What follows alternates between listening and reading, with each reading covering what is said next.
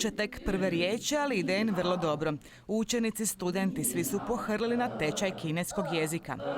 Naučili smo reći, na primjer, ni hao, to znači dobar dan, i šajšen, hvala. Naučili smo još nekolicinu riječi, ali ih se zaboravila sam. Zato je tu profesorica kineskog jezika. Da bi se savladale osnove, treba puno učiti, no svi učenici pokazuju dobru volju. Jako su dobri i zainteresirani. Kineski jezik svakako nije lagan Hrvatima, no pokazuju zanimanje, pa će im i učenje biti mnogo lakše. Tečaj je besplatan. Kineski se uči 2 puta tjedno po sat i pol.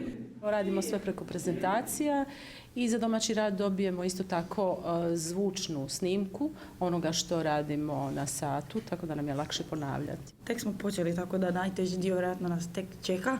Meni je izgovor nekih slova malo teži, koji se ne izgovaraju kao u hrvatskom. A nakon završetka tečaja trebali bi znati osnove, i to mandarinskog, koji je ujedno službeni jezik najmnogoljudnije zemlje na svijetu.